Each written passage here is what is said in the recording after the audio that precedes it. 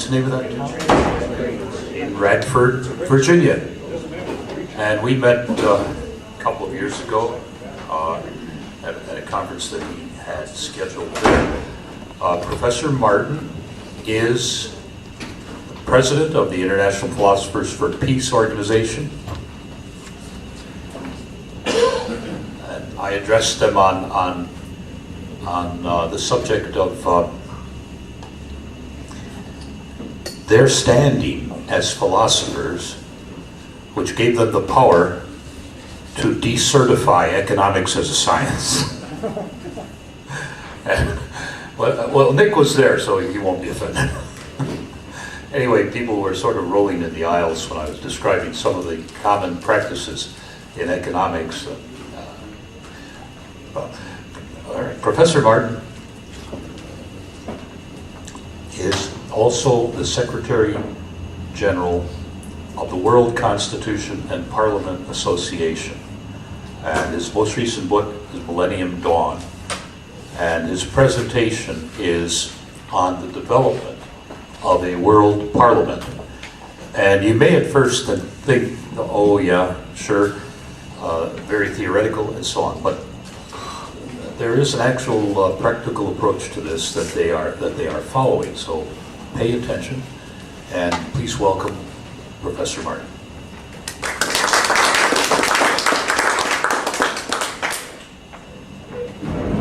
Thank you, Stephen.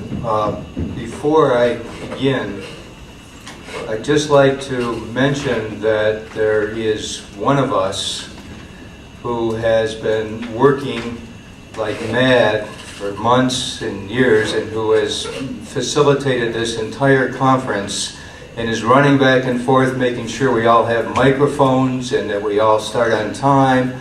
And I think it's very important that we recognize all that he's done to make this possible. So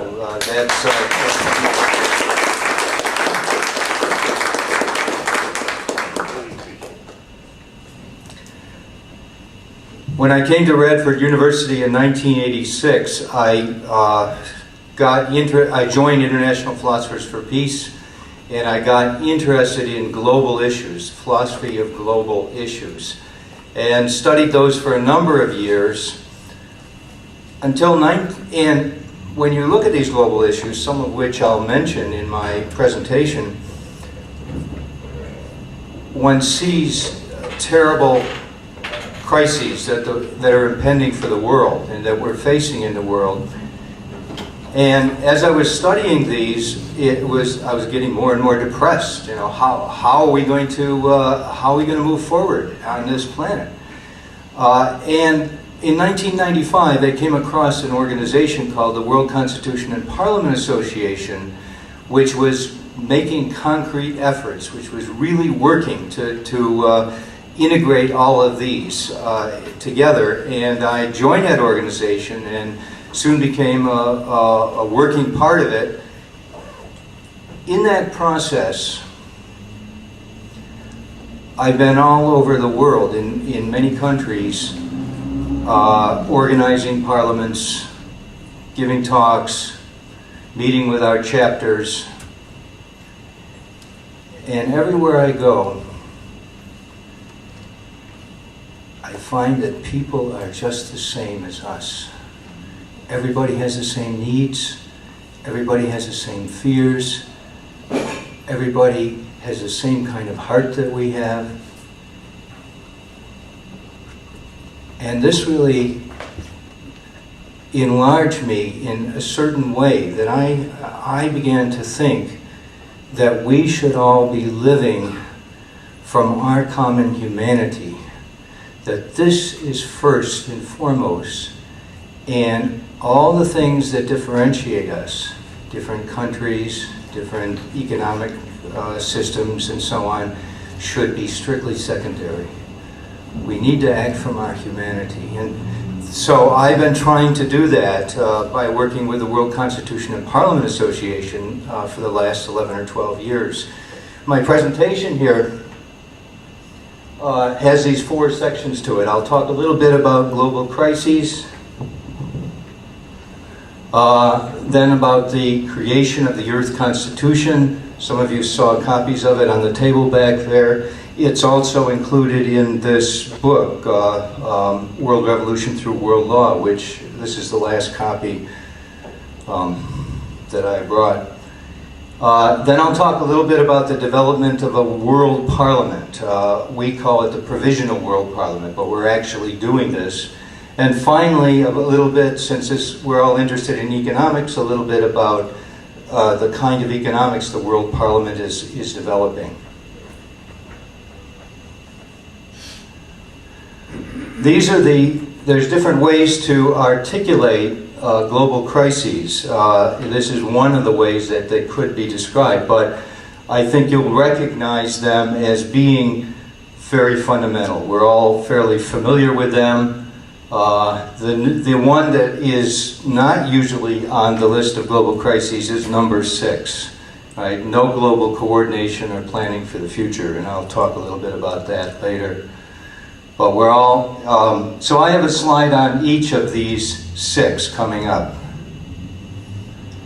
Global militarism, weapons of mass destruction, and war.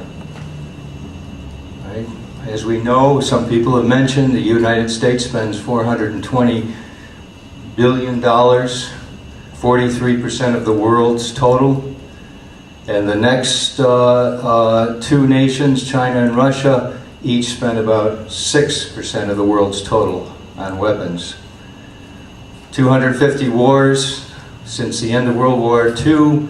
Some 25 million people have died. And wars today do not, no matter what they tell us, do not target military targets. They kill civilians. 90% of those people killed have been civilians. Millions of them killed by the United States in Vietnam, Laos, Cambodia, and elsewhere. Depleted uranium weapons causing epidemics of cancer and birth deformities everywhere they're used.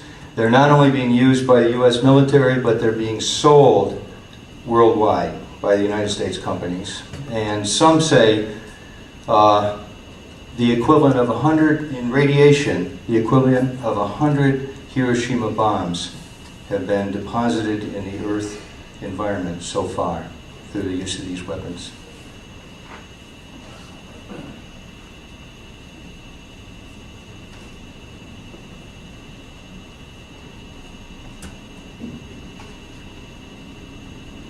Human rights. We live in a world which is a chaos of human rights. It's a nightmare for millions of people, not just a few people being tortured in prisons in Guantanamo Bay or whatever, but for millions of people.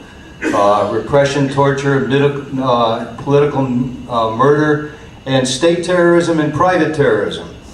State terrorism far outweighs private terrorism. State terrorism done by the imperial nations or any nation that uses its state power, its military, to repress, bomb, invade either other countries or other people within its own country.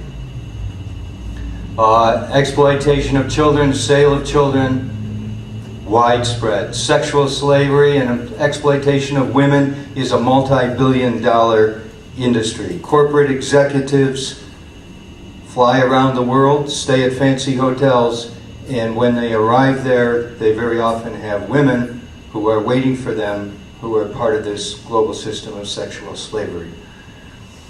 Black market and international sale of weapons worldwide, leading to violence and genocides. Millions, and this is not always mentioned, but we know people who have massive organizations trying to deal with the people in refugee camps all over the world. There are millions of people in refugee camps who have no papers. They cannot prove where they were born. They're poor people. They have no passports, and therefore they are trapped like prisoners forever in these refugee camps. They can't get out. They can't move. They can't go to another country because they don't have the kind of papers that you and I take for granted. Now, I want to contend, and this is why I work for democratic world government, that this kind of criminal activity, and all of it is criminal activity, it flourishes in the vacuum between nations where there is no enforceable law. We live in a world divided into 193 power centers, each of which has legal borders around its territory, each of which says you can't come here without a visa, each of which has its own military, and in between, with multinational corporations or with covert operations or with illegal criminal activities, there is no law. No effective way to prevent those things from going on. It's a huge vacuum in our world that needs to be filled.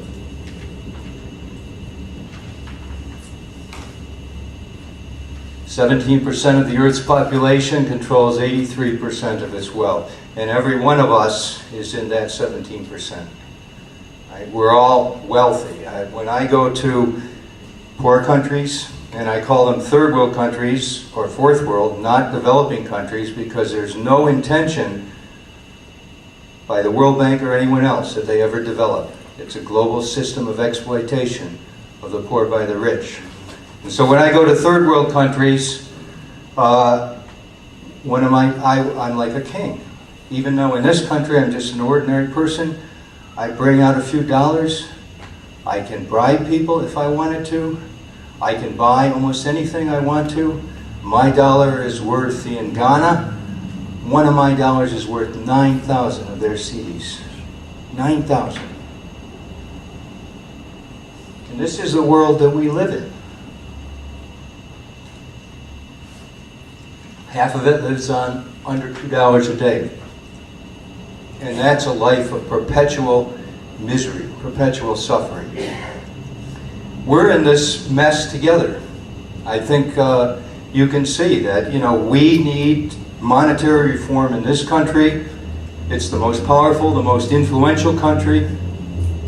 Monetary reform would have wonderful international effects, but we can't do it alone. And if we have monetary reform, that's not going to solve these incredible problems that we face. Nearly 1 billion people entered the 21st century unable to read a book or sign their names.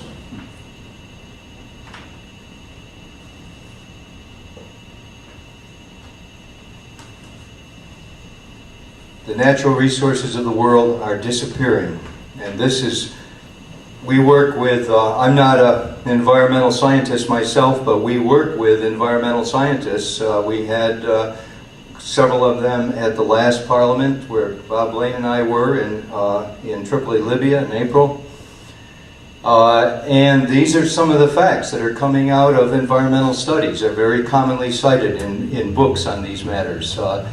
Agricultural lands in the world are rapidly disappearing. While the world population grows, the food base, the agricultural food base, is rapidly disappearing.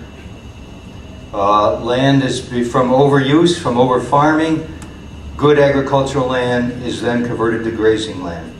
But there's so many people grazing so many animals that the land is overgrazed, and pretty soon it turns to desert. This is happening all over the world, partly because of poverty, partly because of overpopulation.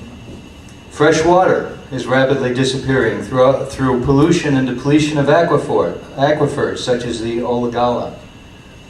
The Olagala, underneath the breadbasket of the United States, we're told is now about half the size in the quantity of water. The water being drawn out of it by the cities, St. Louis and so on, the vast irrigation projects of the farms, that water is not being replaced at the same rate that it's being drawn out. And therefore, like everywhere on Earth, the breadbasket of the United States is going to be a desert in not too many years. When we were in Libya, I was in Libya a year and a half ago, and we visited the gigantic water project that Colonel Gaddafi has engineered from a huge aquifer that's down on the in the middle of the desert, on the southern tip of Libya. They have tapped into this aquifer, and because it's a desert, they have built special huge pipes that have been buried in the sand that bring vast quantities of water up to the coast, the Mediterranean coast, where they're using it for irrigation in the cities and so on. They're so proud of this. And we had a slideshow presentation on it. We visited one of the terminals, the water terminal and so on. And I asked the person who was doing the presenting, how long will this water last? You're drawing these vast quantities out. How big is this reservoir? How long will it last? And he said, 50 years. And I asked him, what happens after that? And he couldn't even compute. Right? He couldn't, it didn't even occur to him. It'll be gone in 50 years. Forests worldwide are disappearing. Those forests moderate the global environment. They capture carbon dioxide. They give off oxygen. They bring moisture from the oceans inland and prevent desertification and so on. Some say it's 20% of the Earth's forest per decade. Ocean fisheries are collapsing from overfishing, and there's rapid depletion of non-renewable mineral resources. Okay, and then here's my comment on this. The only regulation on multinational corporations that are the ones written by the World Trade Organization on behalf of the corporate exploiters and their nation-state backers, and that therefore the World Trade Organization rules are behind this destruction of our global environment, the depletion of the minerals and so on, because of greed, because these corporations have only one goal, and that is profit. Who's going to regulate them? Who's going to control them? We can control perhaps some of the corporations within our own country, but they're extremely wealthy and powerful, and they have diversified. They're regularly sending their assets to other countries so that no one country any longer can control these corporations. If we made laws, they would simply shift their operation, shift their assets. Because we live in a world without law, in which they use the emptiness, the vacuum between nations, to do whatever they want. Small nations and poor nations, they blackmail them. And the rich nations, they avoid taxes. And this is the situation. And David Korten, in When Corporations Rule the World, he's a former World Bank executive who left the World Bank in disgust. His books are excellent, and I recommend them.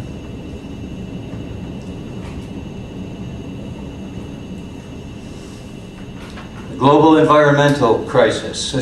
We call this global heating. Global warming is too tame a term. It's not warming. The Earth is heating up. And as you may know, Dr. Jim Hansen is the one the Bush administration is trying to suppress, because on the supercomputers at NASA, he has modeled the global warming process, and the conclusion is that we have about 10 years left before the environment of the Earth is hopelessly ruined, hopelessly disrupted, so that it cannot be repaired through human effort.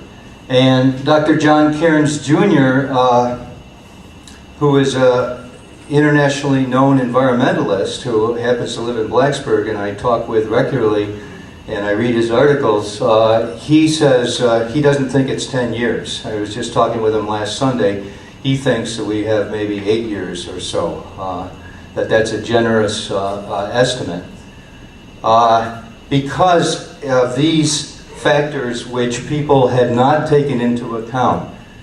The Arctic ice, the Arctic Ocean has melted. Someone told me a few minutes ago 20% of it has already melted. And what this means, which I didn't realize, is that ice, when it was covered with ice, the ice reflects 90% of the solar energy, reflects it back into space like a mirror. But water absorbs 90% of that energy. And so as these ice fields melt and water is exposed, the radiation of the sun is being absorbed into the oceans. and global warming continues. So, how many of you have seen Al Gore's film, Inconvenient Truth? Oh, good, a lot of you. Al Gore is very good on this, right? He even has a little diagram about what I just said. However, his solution is totally inappropriate. Ride your bicycle? Ride your bicycle? If we start riding our bicycles, is this going to bring the ice shelf back so that 90% of this radiation isn't absorbed? And then another fact that has just come out recently, an area the size of France and Germany combined in Siberia has melted permafrost. The permanent frost has melted, and this gigantic peat bog, the size of France and Germany, is now giving off into the atmosphere methane. And methane is 21 times more powerful greenhouse gas than is CO2. So if we start producing electric cars, is that going to reverse this process? In the United States, it won't do it. Without democratic world government, without real world laws, democratically formulated to require everybody to start living sustainably as rapidly as possible, we're not going to have a future on this planet.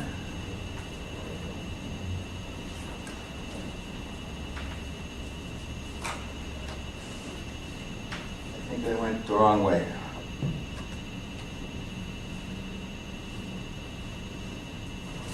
Okay, we mentioned depleted uranium weapons already, toxic waste in great quantities pouring into the environment, non-biodegradable waste burying the planet in garbage and trash. A couple of people at this conference have mentioned those things. Acidification of the ocean. The oceans are becoming more acid. This has the potential to destroy a lot of shellfish in the ocean. And the oceans are the basis of the food chain for the entire planet. And here's the final one, right? Who's dealing with all of these? In a world system of sovereign, absolutely sovereign nation states, in which the only kind of coordination they can make with one another is a treaty, even if they go to the United Nations, which is itself a treaty. Right? Among nations, it's a voluntary treaty. You can withdraw from it and so on. The UN Charter is a treaty. And nations don't have to obey the treaties that they sign. And they don't have to sign, as the Kyoto Accords make very clear to us. Right? The United States never signed those accords, and they have not been met. Those goals have not been met. So, who's going to deal with these things? Right? With the oceans rising, as Al Gore's movie shows, with the oceans rising, there'll be hundreds of millions of refugees. Bangladesh is a country of 130 million people. I've been there and toured the country. 70 million people will be displaced within maybe 10 years. It's very possible, according to the environmentalists.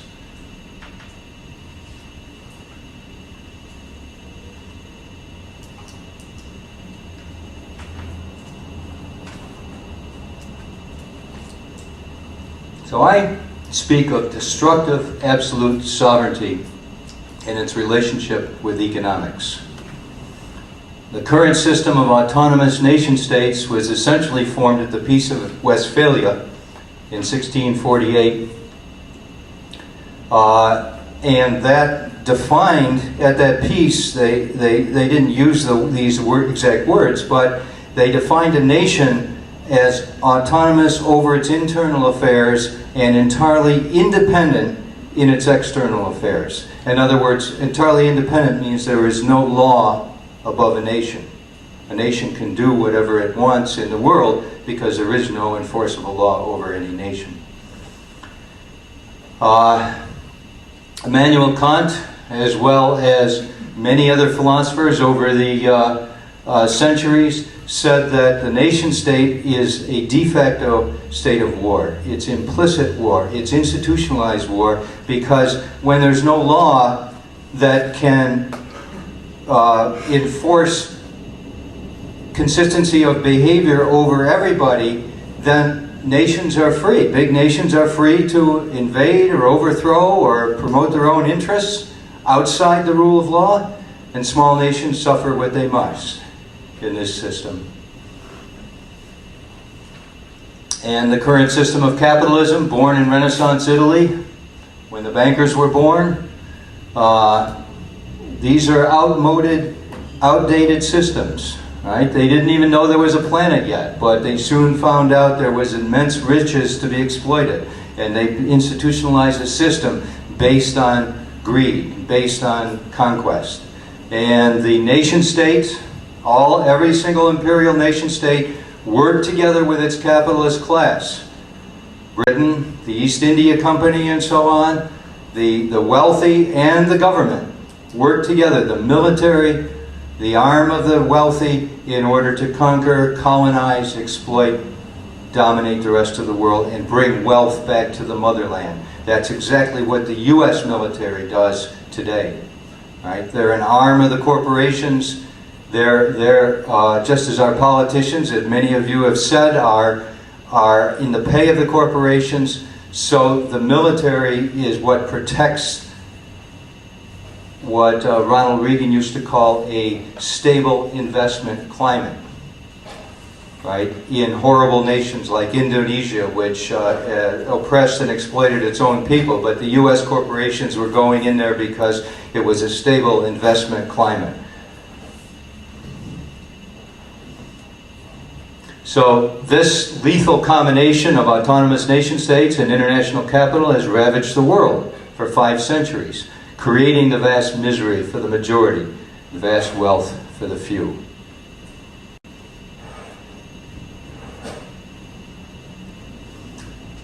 What we're talking about in the Earth Federation movement is cooperative sovereignty. Sovereignty is something that belongs to individual human beings. You and I should be as free and as sovereign as possible. Maximize our freedom. Sovereignty is something that belongs in a federated system to the local community. The local community should have control over its internal affairs as much as possible. And there needs to be levels, right? Sovereignty can belong to states within the United States to a certain extent, right? The states have certain rights, certain autonomy over their internal affairs, and the same with nations. But if you have cooperative sovereignty, you've got to continue that federated system to the world level. There's no other way to end the anarchy, the system of war, and the chaos of greed that is now destroying our planet in so many ways. Freedom arises in the context of the democratic rule of law. You and I are free because that freedom is guaranteed by the rule of law under a constitution. Hopefully it'll continue into the future. Right? But nation states are not free. They have license. They don't have democratic liberty. They have license to do whatever the hell they please. Just like if there was no law over us in this room, no rights, no duties, no enforceable law, then those of us who brought in a weapon could dominate all the rest of us. And if I suspected someone in the back or some group in the back might be plotting against me, I might do a preemptive strike on them and machine gun them all. Right? Because freedom requires the rule of law over everyone, democratically legislated law. And this is exactly what does not exist with respect to nation states. They're rogue. Every nation state is a rogue state because there's no law, enforceable world law.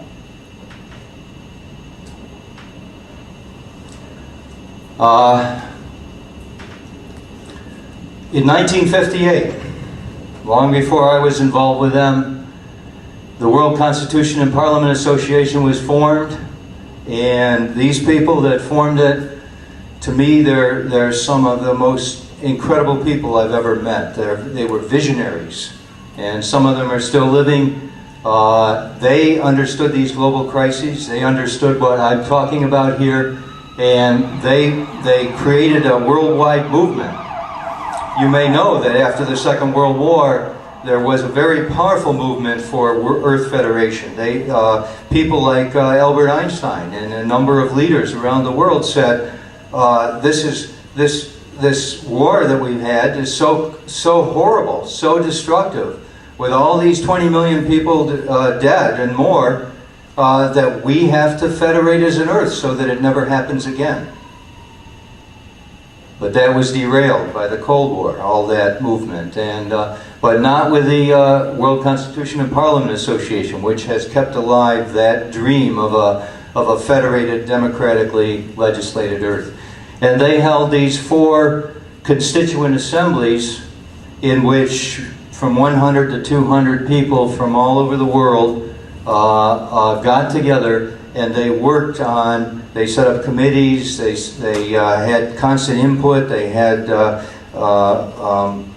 letters of drafting letters and guidelines and so on. And they worked together to create an Earth Constitution, a constitution for the Federation of Earth. And final revisions were made, as you see, in Troyes, Portugal in 1991. That's what we're offering to the world today to be ratified under Article 17 of that Constitution. So Article 19 of the Constitution authorizes the citizens of Earth to create Provisional World Parliament. The world's situation is so dire that we just can't wait for these nation states. The nation states just think in different terms. They just don't realize that the world needs to be a cooperative place where everybody, every human being works together to create a sustainable and decent and peaceful world order. And so the Earth Constitution authorizes Provisional World Parliament, and that's the next thing I want to say a few words about. But before I say that, this is the list of broad functions of the world government that are identified in Article 1 of the Earth Constitution. There's 6 points made there.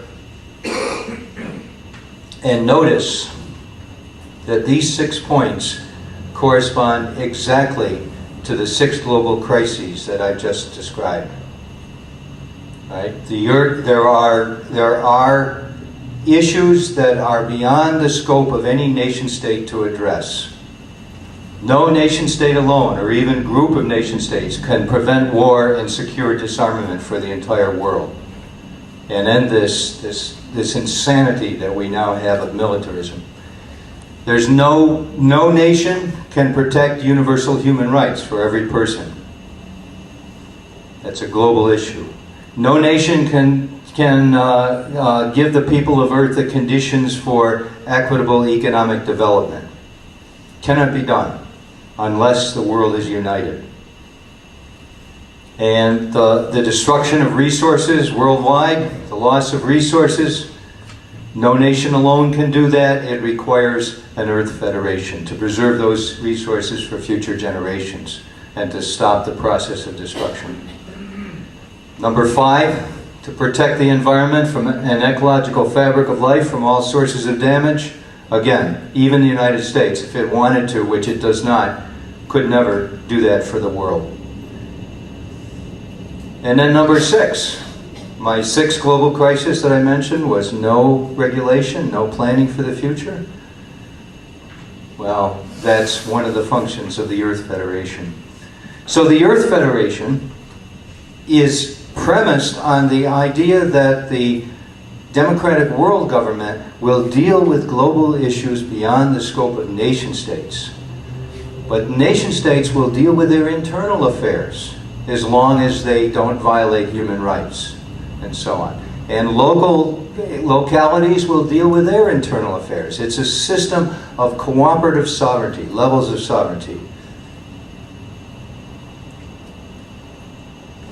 So this World Parliament has been constituted and has met in these sessions. 1982 was the first one in Brighton, England. In 1985 in New Delhi, they met in the Constitution Club here that's in New Delhi. That's also the location where the Constitution of India was signed after the liberation of India from the British. Miami Beach, Barcelona, that was the where not in 1996 was when I began attending them. I was there. Then the island of Malta, Bangkok, Thailand, Chennai, India, Lucknow, India. India is a nation of nearly 1 billion people, a sixth of the world's population, that has great potential to support this. Article 51 of the Indian Constitution says if there's ever a supranational federation of nations, that India will, this Constitution allows India to be part of it. So there's a great deal of interest in India, and we've gotten, every time we met, we have gotten national publicity there. The censorship system doesn't operate like it does in the United States, where we're systematically ruled out by the mass media. And then the last one was in Tripoli, Libya in 2006. Here's just some photos from the 6th, 7th, and 8th session. Couple of photos from the 8th session. These have never been huge affairs. Our delegates, about 50 people from many countries around the world.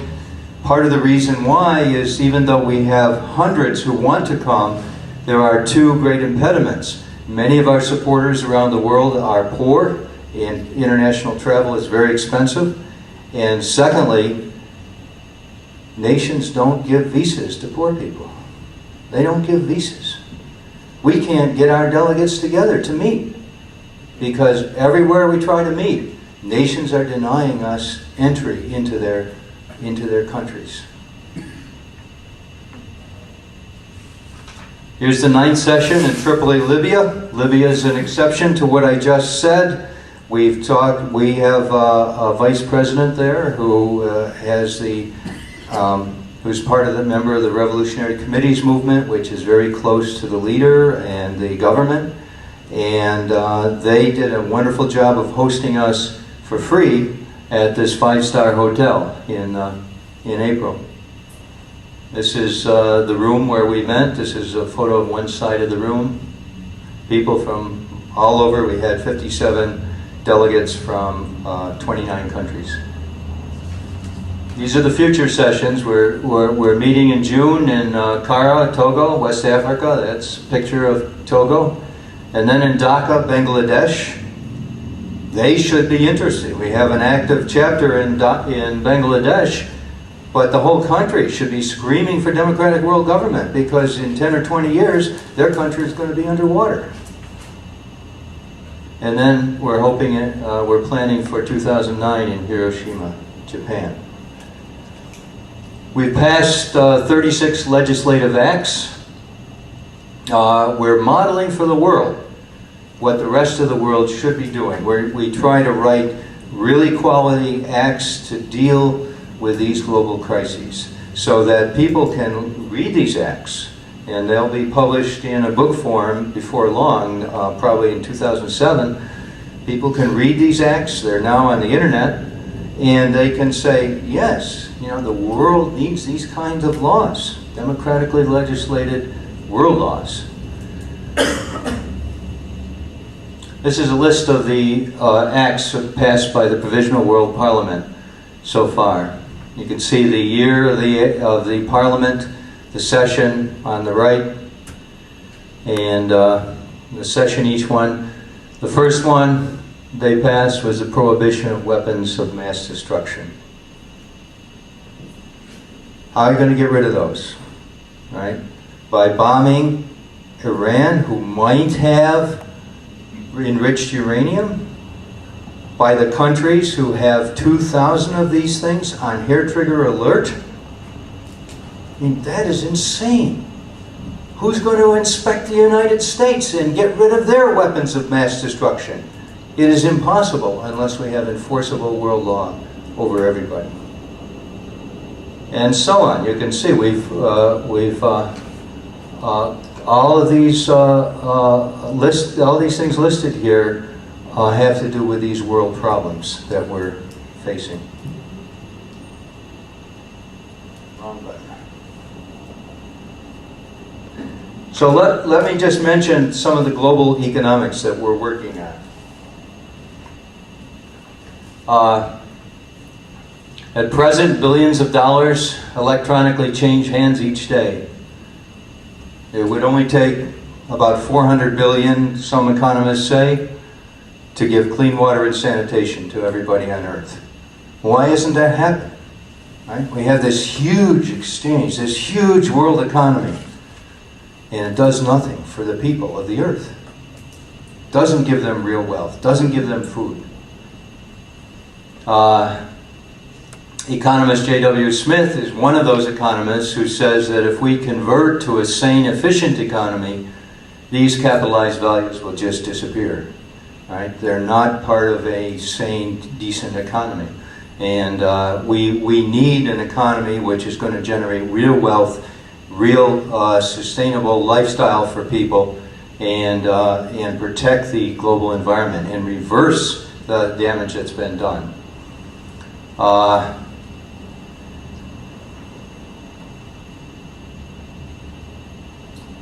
So we have, I'll mention 6 principles that we are developing. Some of these, WALA stands for World Legislative Act 22. Right? So some of these have been already written.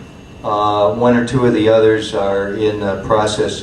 They're part of our vision, but they haven't yet been written into provisional world law.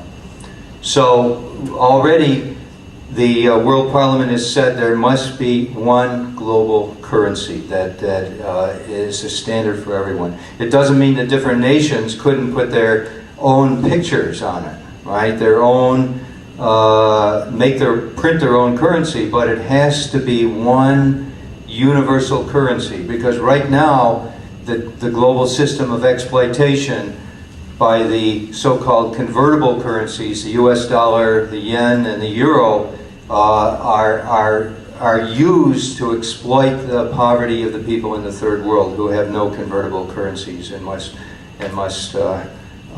try to sell whatever they can sell on this insane global market to get convertible currencies to pay off their huge international debts.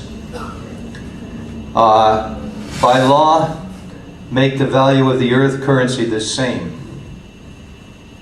Right? It's economic insanity to have these different currencies with some sort of market that lets the value go up and down and so on. We want a stable economic environment for everybody on Earth so that everybody can enjoy prosperity and not be subject to the whims of this speculative roulette system that is now the global financial system.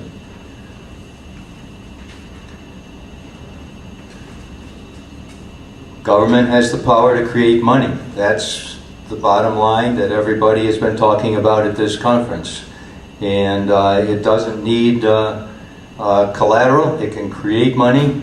And the only thing, if people accept this as currency, whatever is created, then the Earth Federation does not have to begin with some sort of input or influx of someone else's money. It can begin simply by creating lines of credit and using these lines of credit to hire the millions and millions of people who are jobless, the hundreds of millions of people who are jobless, to start planting trees again, to reverse the destruction of the environment. There are hundreds of millions of people out of work, 30–40% unemployment in these underdeveloped countries or these third world countries. They need to be put to work. And if they get money, they get lines of credit, they get employed, then they'll have money in their pockets and they'll spend it on food or basic necessities, and you'll have an economy there for the first time, instead of a system that prevents them from having an economy. So this has been passed, as you can see, in World Legislative Act 2.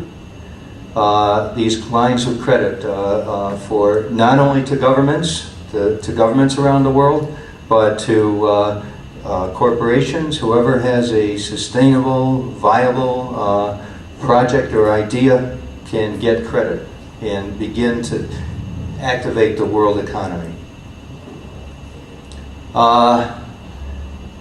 This is a common one. People like David Korten in When Corporations Rule the World also advocates this. Get rid of this crazy system where corporations have the rights of individuals, as if somehow they can operate in secret and accumulate wealth in secret without democratic regulation.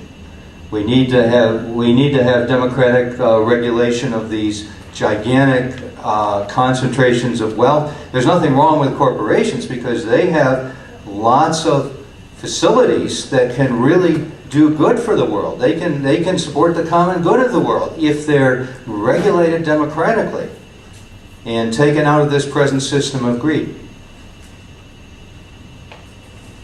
Eliminate the absolute right of corporations over, Nick was mentioning this, over so-called intellectual property, over the patent system, so that technology and productive techniques can spread. When I go to third world countries, it's like going back to the era in which my parents were struggling, or my grandparents were struggling. I mean, they're doing things by hand that haven't been done in this country for decades. Hand saws, not power tools, hand blowers, creating a little bit of a forge on a fire to try to change the shape of metal and so on. Primitive stuff, because they have no access to technology.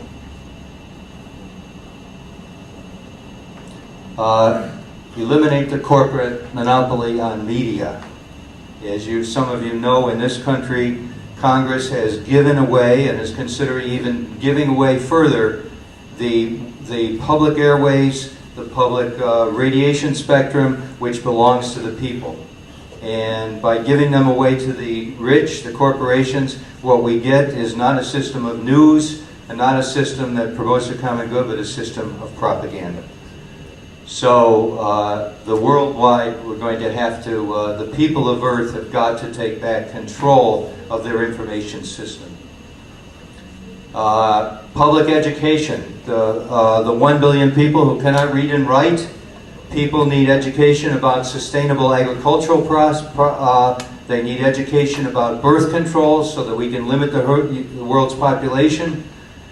Every time I go to Cuba, I've been there 6 times, I'm really impressed because Cuba Vision is an educational system. It's excellent. People are studying English at home who speak Spanish.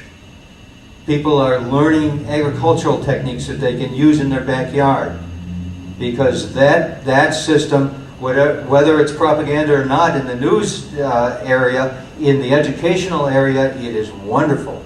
They're using the public airways for the benefit of their population. That's what needs to be done worldwide. And finally, write into law the principle of equal pay for equally productive work for all people with a real living minimum wage. It's insane that someone should do the same work here for $10 an hour that is working in El Salvador for $1 an hour, doing the same thing. Right? And we're not going to have a decent planet until we find some source of equity that is fundamental to our economic system. This will immediately end much of the corporate domination and exploitation, which preys on, as you know, because all our manufacturing is moving to these countries which do not pay a living wage to their people, so that the corporations can earn super profits. And if everybody in the world is under a system of equal pay for equal work, this will end that system. So we call this the Equity Act. It's World Legislative Act 22, and it makes the highest pay or income of anyone on Earth no more than 4 times the lowest pay. You know, if you are a doctor, you've worked for many years to get your degree in medicine, maybe you deserve a little more. But no one, the lowest pay in the Earth Federation will be a living wage guaranteed by the Constitution. It's already in there in the Constitution. So the lowest pay will be a decent life. And no one deserves any more than 4. You could even argue that even less than that, but we in the Parliament, we settled on the number of 4. So 4 times. And then if people make more money, they have a best-selling book, or they're an athlete or a corporate CEO, provision is made for them to give that extra money to a nonprofit of their choice, or reinvested in some productive enterprise, or dispose of it in some way that does not make it personal income, that it is for the common good of the world. So this is the final one. This is not yet written into provisional world law, but we're working on, we're thinking about this. Break the global monopoly over land and resources through restoring a multiplicity of local landowners and educating them in sustainable practices. Right now, when nations go belly up because of the bad economic policies of the world government, the World Bank and the IMF, and they're forced into structural adjustment, what happens is they sell off their resources for pennies on the dollar, and these big multinational corporations come in and say, this is private property now. We own your country, and we'll use it for private wealth. In fact, that's why, as you may know, that's why the United States still has a blockade against Cuba, because when Cuba had its revolution in 1959, it nationalized all this private wealth, the big sugar plantations and so on. It said these belong to the people of Cuba, not the American corporations. They belong to the people of the world. They don't belong to corporations. So these are Henry George principles, as I'm sure you recognize. Convert land ownership rights to conditional rather than absolute rights, as advocated by Henry George. In other words, no one has a right to land, to use it the way they want to the detriment of the common good. Right? Society, all the Earth's resources belong to all of us, and we may have a title for which certain arrangements can be made, a title to have a mine or have a forest or a paper mill, but that title is conditional. It's not absolute property rights, it's conditional. And therefore, what we do with that land must be accountable, democratically accountable to the common good.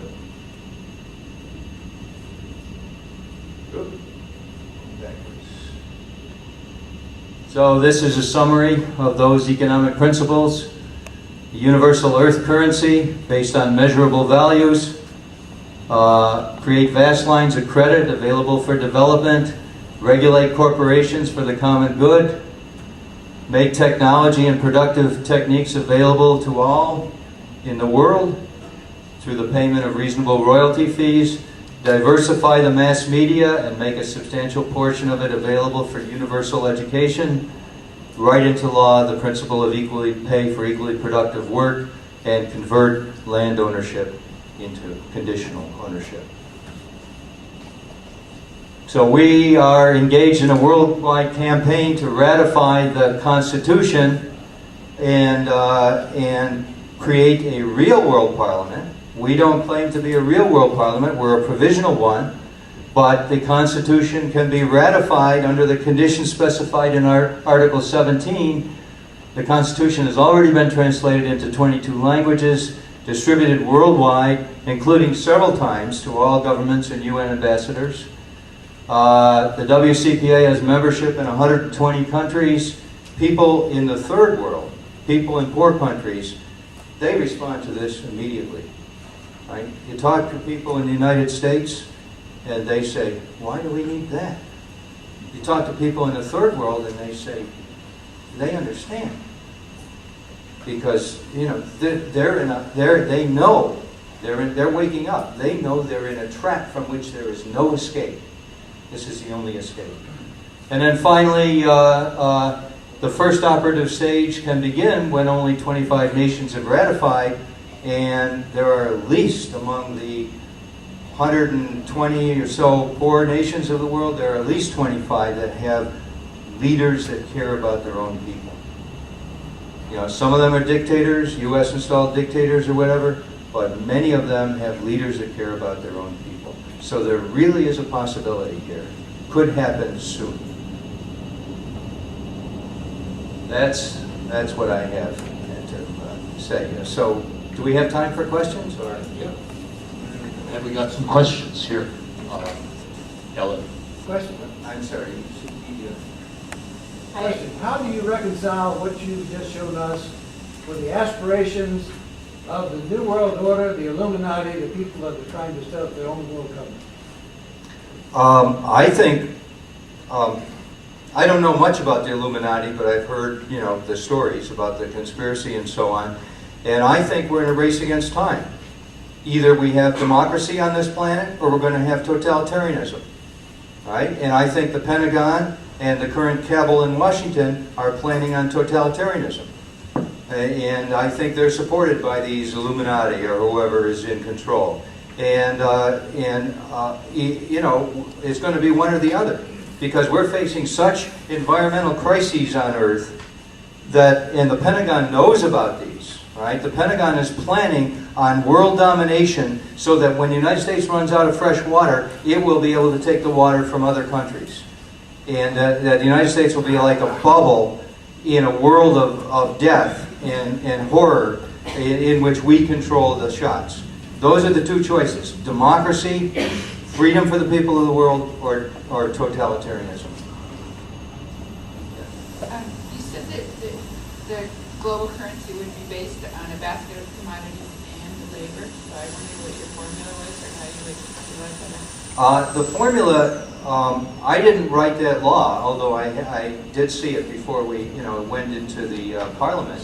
And the formula is quite complex, and the basket lists about 18 different basic commodities, and you can find that law on, you know, you can go to the website, and it's there, and so you can read what those commodities are, and they're carefully designed to be commodities that are universal, found everywhere on the planet, and are essential to a healthy diet, and so on, and they're stable main commodities.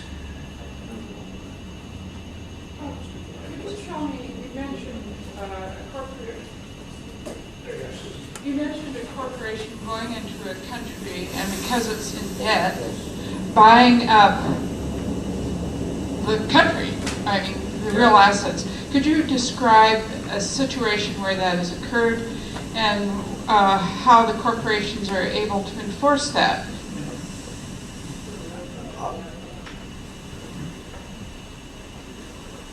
If you read, I don't have the details enough in my mind to be able to answer that, but if you read Michael Chosadowski's The Globalization of Poverty, you can get a number of chapters that describe specifically how that has happened in various countries. Right? Chosadowski's The Globalization of Poverty. He's a Canadian economist who has studied this process.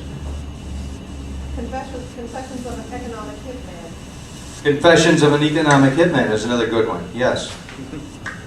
By John Perkins.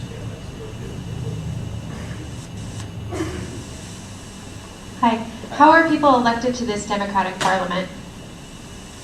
I didn't feel I had time to go into that, to the structure of the world government as set up by the Earth Constitution. But the Earth Constitution sets up 3 houses of the World Parliament. The World Parliament will have 3 houses.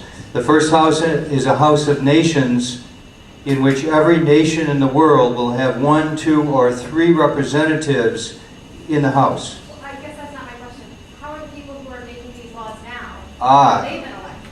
They haven't been elected. They have to they have to represent show that they represent some organization usually, or represent some concern usually that has an ongoing history to it, and they have to sign that they recognize the Earth Constitution as a supreme law for planet Earth.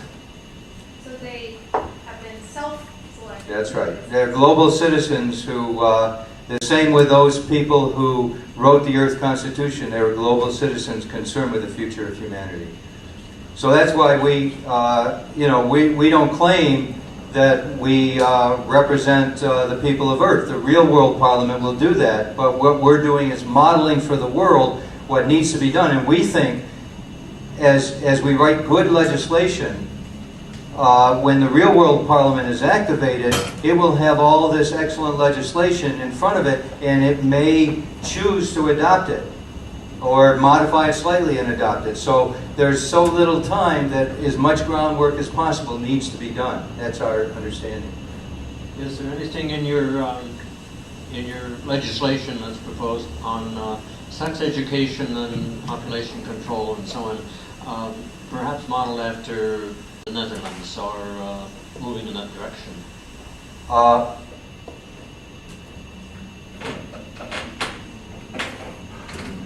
I'm trying to remember whether there's something specific in one of the legislative acts about that, and I can't remember, but our policy, I think there is. I think in one of them, one of the earlier ones that I wasn't involved with, sets up the Earth Economic Development Organization to give these lines of credit that I said